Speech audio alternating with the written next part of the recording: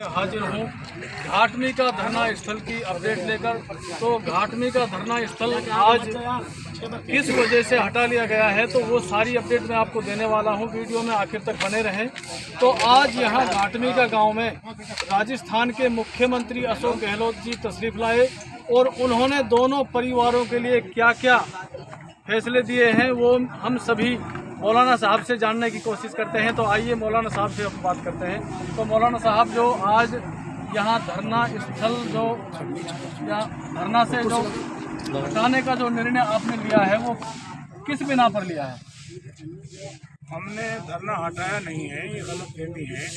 हमने हटाया, हमने धरना को रोका है, पोस्टपोन किया है। और हमारी जो है 12 तारीख को महासभा है, उस महासभा की तैयारी के लिए उसमें हमने महापंचायत के लिए उसमें हमारे 2-3 सब बातें हैं। एक बात तो ये है कि उन्होंने कहा है कि हम जल्दी से जल्दी उनको मुलजिमों को गिरफ्तार कर रहे हैं। तो मुलजिमों को गिरफ्तार कर रहे हैं तो आप कब तक गिरफ्तार करेंगे? उन्होंने उसका कोई टाइम नहीं दिया। उन्होंने टाइम नहीं दिया तो हमने टाइम दे दिया है कि हम आपको 12 तारीख तक की मोहलत दे रहे हैं। 12 तारीख तक अगर आपने उनको गिरफ्तार कर लिया तो उनमें मोनू मानसर और मोनू मानसर के साथ कभी तो कोई कह देता है कि 8 आदमी हैं, कभी कह देता है कि वो 9 आदमी हैं, कभी कोई कह देता है कि 16 आदमी हैं।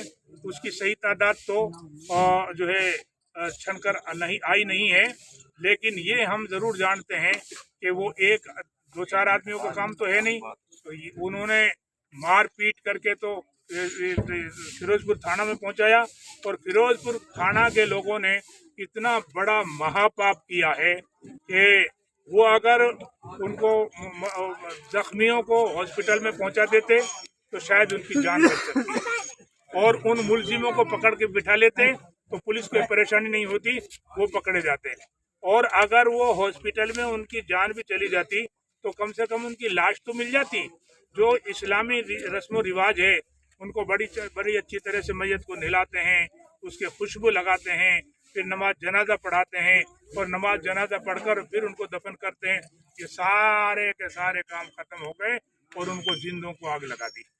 तो ये जो बड़ा जुल्म जो उसने किया है फिरोजपुर की पुलिस ने, हमने जो है आला अधिकारियों से पूछा ये कि आपने उनके लिए क्या सोचा, तो अब उनके पास कोई जवाब तो है नहीं, क्या जवाब दें। तो इसलिए अब हमने ये तय किया है कि हम जो है 12 तारीख तक टाइम हमने दे दिया है कि आप 12 तारीख तक उनको गिरफ्तार करो। अगर आपने गिरफ्तार 12 तारीख को नहीं किया तो फिर हम एक महापंचायत करेंगे और उस महापंचायत में हम क्या फैसला ले सकते हैं वो उस 12 तारीख को ही पता चलेगा।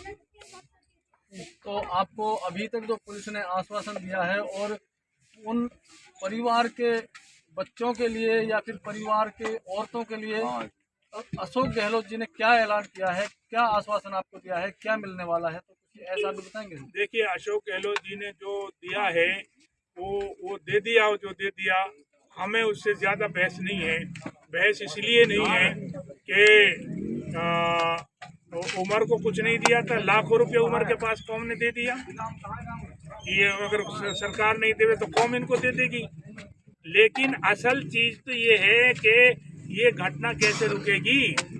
कभी पहलू को मार दिया, कभी रखबर को मार दिया, कभी उमर को मार दिया, कभी गोपालगढ़ में जो है 45 आदमियों को मार दिया, 45 आदमियों को जख्मी कर दिया, उनमें से 10 आदमी शहीद हो गए। हाफिज जुनैद को मार दिया, आसिफ को मार दिया और जो है वारिस को मार दिया। वो लड़का जो पहलवान था उसमें खेड़ा खलीलपुर में, उसको मार दिया, आसिफ को मार दिया, और कितने सारे लोग हैं जिनको मार दिया है।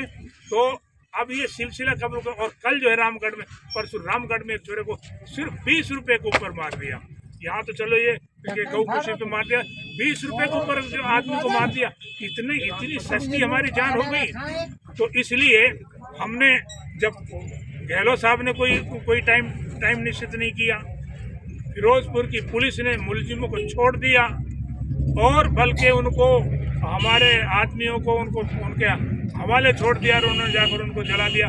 कोई अन्याय, ये इतना बड़ा अन्याय, ये इंसानियत का किस तरह से खून हो रहा है। तो इसलिए हमने उनको टाइम दिया है कि 20 तारीख तक नहीं, 12 तारीख तक आप जो है इनको गिरफ्तार करो, और अब 12 तारीख तक अगर गिरफ्तार नहीं हुए तो फिर हम अगला फैसला जो है 12 तारीख को खुद लेंगे। तो जो महापंचायत आप करने जा रहे हैं, उस पंचायत का कोई स्थान आपने तय किया है? ऐसा है, हमारी जो है उसके लिए स्थान तय करने के लिए तो हमारी मीटिंग होगी तकरीबन ये होगी तकरीबन 8-7 तारीख में। 8-7 तारीख में हमारी मीटिंग होगी। हम जो कमेटी के जो 21 आदमी हैं, 21 आदमियों की मीटिंग होगी, उसमें हम जो है जगह भी तय कर लेंगे, उसमें हम और भी जो कुछ कानूनी कार्रवाई सारी कर लेंगे, और फिर 10 तारीख को हम यहाँ उसकी सारी तैयारियों का जायज़ा लेंगे, और तैयारियों का जायज़ा लेके और जो जगह हम तय करेंगे उस जगह पर 12 तारीख को सारे लोगों को हम आमंत्रित करेंगे। तो अगर 12 तारीख तक मुलजिमों को अरेस्ट नहीं किया जाता है तो मौलवी साहब का कहना है कि 12 तारीख तक हम इंतज़ार करेंगे। 12 तारीख की हमने महापंचायत जो करनी है, महापंचायत का ऐलान उन्होंने आज कर दिया है यहाँ पे, तो 12 तारीख तक के लिए ये धरना पोस्टपोन्ड किया है, स्थगित किया है। तो देखते हैं 12 तारीख को क्या निर्णय मिलता है, मुलजिमों को गिरफ्तार किया जाता है या नहीं किया जाता है, तो आगे ये धरना क्या रूप लेता है और मुस्लिमों का जो एक संगठन बनेगा तो उसके आधार से क्या आगे होने वाला है, तो ये आपको 12 तारीख को ही पता चलेगा। तो आज के लिए इतना ही कि यहाँ पे आज ये धरना है जो स्थगित कर दिया गया है 12 तारीख तक के लिए। अब देखते हैं क्या निर्णय मिलता है। तो बने रहिए हमारे साथ, हमारी अगली न्यूज़ का इंतज़ार कीजिए।